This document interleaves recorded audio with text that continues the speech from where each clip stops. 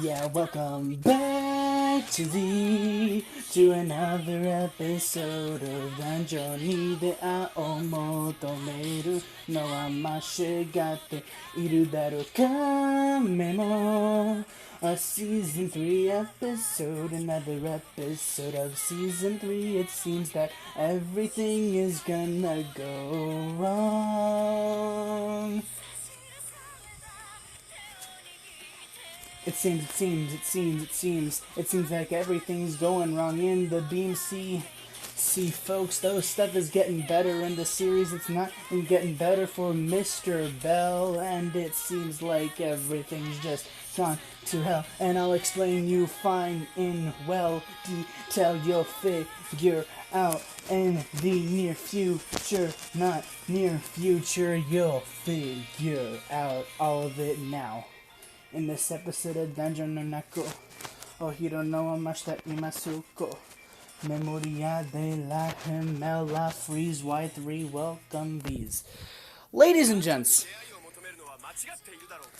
this is going to be a review that I'm going to try to make very quickly, but also not really. Let me explain. So, folks, ever since I started this whole 10 days of freedom stuff, which is now slowly turning into the 5 days of demise, I've had a lot on my plate. That's not just recording, but, it has to do with a lot of other stuff, like exercise and family and, stuff. So, since I have a lot of stuff to do,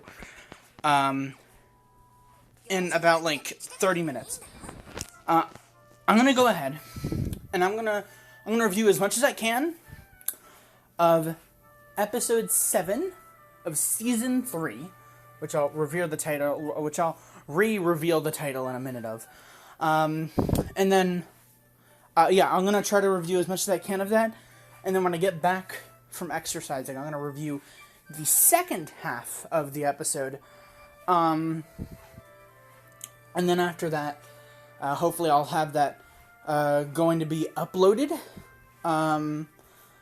as quickly as possible, and then from there, the part 2 of this episode, which is going to be the review for episode 8, will probably come out tomorrow early morning. The schedules for these videos are just, for Memoria Freese, are just all jammed up now because, recording in the afternoon, by recording in the afternoon, no, when I record in the afternoon, it doesn't mean that the video will go out in the afternoon. It'll go out, at midnight or something, because I had to put the episode through 2 processes to merge it, and then I also have to, crop it, so there's a lot of editing that I'm doing with this thing, and it's not a lot, but it's a lot to work with, and y'all are gonna see a whole lot of more edits soon. But anyway, for right now, I'm gonna try with the 25 minutes I currently have remaining to review as much as I can of episode 7 of season 3 of Is It Wrong to Try to Pick Up Girls in a Dungeon 3? Dix Perdix, the Dreams of Beasts. Now, folks, this episode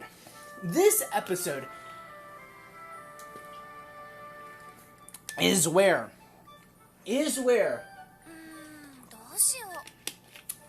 stuff just, stuff just goes insane. It just goes all types of wrong. Actually, no. It just goes wrong, man. It just goes, okay. But it also goes wrong in that best way possible, in the most interesting way possible, and the most exciting way possible, and you'll understand that a little later. But for right now, let's just get into it. So, ladies and gents, we start off in the continuation of the battle happening in Knossos, where Dix Perdix and Bell are fighting. Bell is injured by Dix Perdix's slash to his face. Prior to this, Dix says Fells was right about him having to pay a price to have the power of Phobiter Daedalus, and that's basically all that happens there. And then after that, we have ourselves the epic intro, which again, I'm still surprised that I haven't listened to the epic intro or the epic outro in my free time, because it's so good, man. It's just so great. It's just so amazing. So yeah, epic intro plays. It's pretty epic. And then after that, the episode continues. Hold on. The episode continues with Ganesha Familia, who's now tamed all the Xenos they were faced with earlier. Quip out. Continues with the Ganesha Familia, who's now they already tamed all the Xenos they were faced with earlier.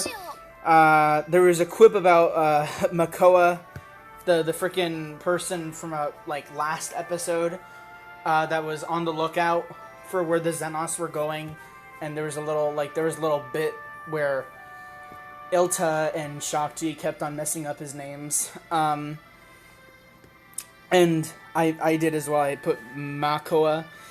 And then after that quip, then Arls and Hellhound Xenos storm past Shakti. Now this is a fairly insane start to the episode. So Arls and Hellhound storm past Shakti, followed by a huge ass Minotaur, folks.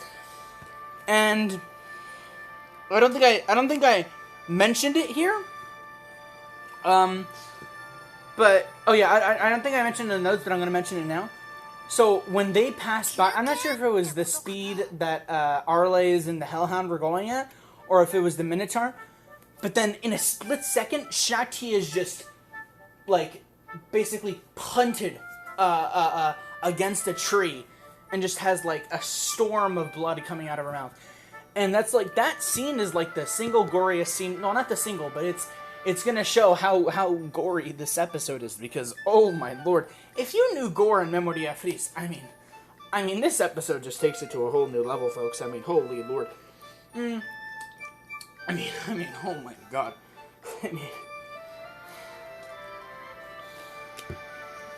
I'm just terrified, honestly. Anyway. So yeah. Followed by the big boy Minotaur guy.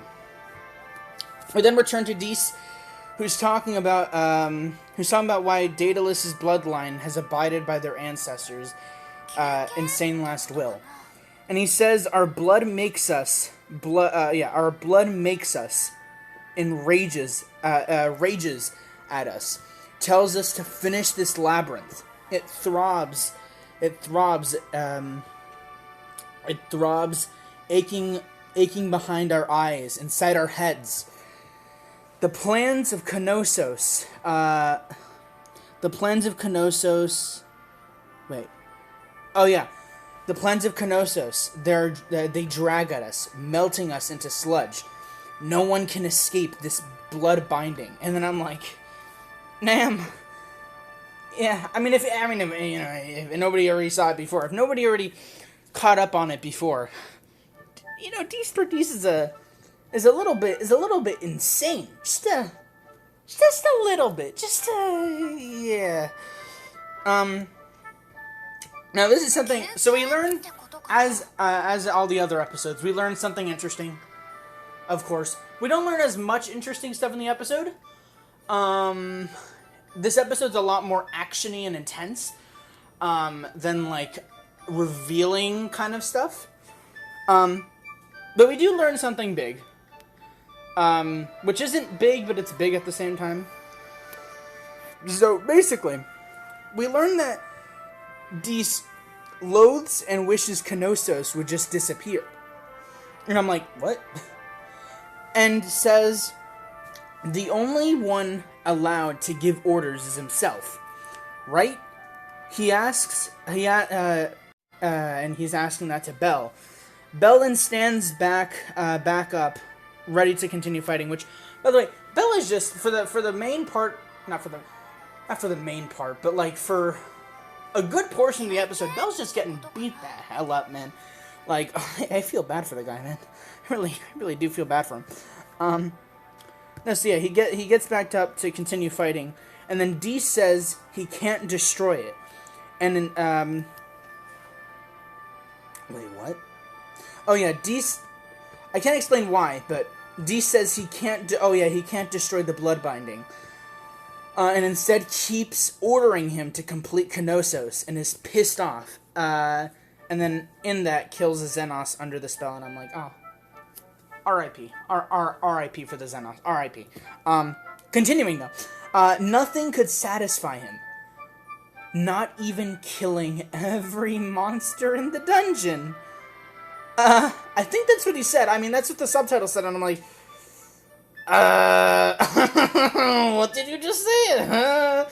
Not even killing every monster in the dungeon could satisfy you, huh? Oh, that's, yeah, okay. I mean, okay, Deuce. Okay, my guy. I put in the notes W2F, dude. W2F. Yeah, W2F. And that's, so we learned that that's when he found the Xenos. So this episode's a little, like I said, we learned something, but we learned something a little bit. We learned that Dix, if we didn't already know that Dix was insane and this and that, yeah, I mean, if you didn't think Dix was a villain before, I mean, you'll probably, like, if you have come to love the Xenos, yeah, I think you're gonna hate him when I tell you this. So, Akelos continues, or elaborates on this by saying, Dix changed from following the will to complete Knossos to instead tormenting and torturing the Xenos. And, we know this, because he has them in cages, but we don't know what he does with them. We don't know if we didn't know if he just kept them there or whatever. We didn't know, that he tortured them. Like, yeah, we saw him, kill one of them, but I don't know, we didn't know if he's, killed multiple of them in the cages, or if that was the first one. We don't know. But now, we do know. So, instead of completing Knossos, we learn that he's been tormenting and torturing the Xenos. And guess what, folks? By torturing and tormenting the Xenos, that satisfied him. Dix says Xenos beg and cry for their lives. Monsters also made Daedalus mad. And he felt, and we learned that, along with being satisfied, he felt whole, which is the same thing, but he felt whole when tormenting the Xenos, and says, I could quiet the hunger in my blood. And I'm like, okay, Mr. Dix Perdix. Okay there, okay. Okay, kiddo, okay. That's just the first page done, folks. We got another 5. That's not even a joke. He says that beating his blood meant overcoming himself, and that no alcohol or drugs could satisfy him. As he says, it's the greatest ecstasy, and I'm like, what the fuck? Bell, as Bell is worried for what Dix could have done to Ween and the Xenos prior. And Bell, as we're going to see a lot through this episode, he looked proper terrified. Honestly, I don't think I've ever seen Bell in the history of Memoria Freese look as terrified as he is in this episode. We really do be seeing some different sides of Bell in this episode. That's one major thing I can tell you. I'm not going to tell you what parts though, except this one part that we're watching. Anyway, and then Bell says, oh yeah, so Bell looks proper terrified, and then he says, you did that for something so stupid? And then Dix is like, you take that back. And then he gets pissed off at Bell for saying that. and goes ham on Belle. Yeah, and then just absolutely, yeah, just, man, Dix is like way too strong, man. Then we go back to Akelos, and Akelos says, Dix is the thing he loves most. Dix is the thing that Akelos loves most. A beast dream. And I'm like, title drop. Wow. Okay, so that makes sense. So, that's cool. I mean, it's not cool, obviously, but I thought it was, what I was expecting, or what I was assuming, is that the title Dix Perdix, The Dreams of Beasts, would be like countering each other. So like you have Dix Perdix fighting against the Dreams of Beasts. But no. He has the dream of a beast. Oh. No, yeah, that's, okay. Anyway, we return to Ganesha Familia, now just absolutely slaughtered. I mean, they're not dead, but just absolutely slaughtered by the Minotaur guy. And then we see Ryu, the last one standing. And she fights him. And it almost kills her. Like Ryu, out of all people, almost gets killed by big Minotaur boy. And I'm like, oh my lord. Like, they're all, like, that scene, this is another scene where, like, we open back with Ganesha Familia just being completely destroyed. Like, that's another gore scene. Like, everybody got scars on them faces. Like, they're bleeding, like, everywhere. Like, oh my god, dude. Just so gory.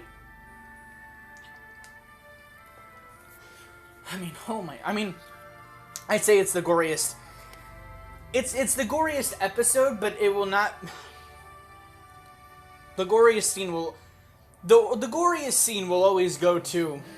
Will forever and always go to. Well, you know. Her.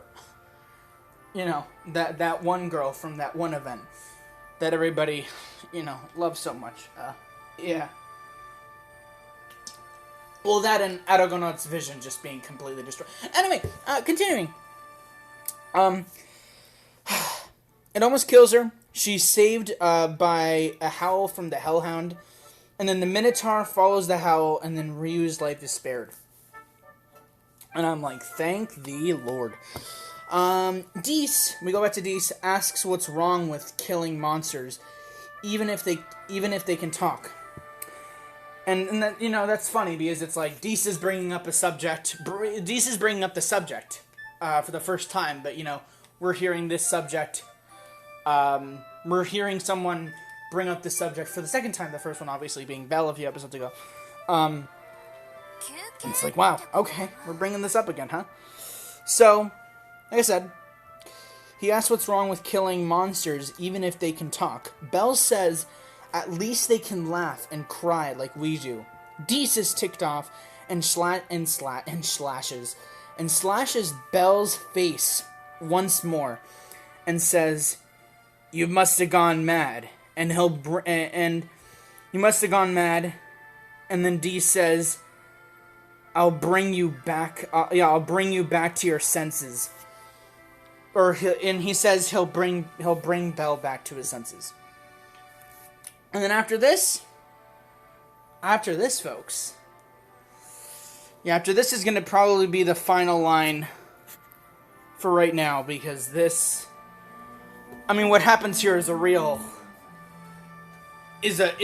insane moment here. Before we do that, let me just take a break, because I already got to go to the bathroom. Alright, folks, I've just taken a minute, well, really 6 minutes, to think about stuff. I've come up with a conclusion, just really quickly. This episode 27 is going to be a 3-parter, so this is going to be the first part, and then after I say what I'm going to say here, I'm going to end off the first part. I'm going to have this uploaded first, and then when I get back from the walk, I'm going to record the second part, upload the second part of this episode, and so on and so forth. So then the playlist will be at 936, and then tomorrow I'll do the 2-parter, 938, and it'll be perfectly aligned for Thursday, which can only be 1 episode. So I just want to say that really quickly.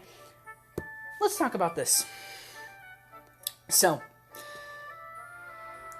Dix then tells Belle to follow him, going through more doorways, going through more of those like really strong metallic gates.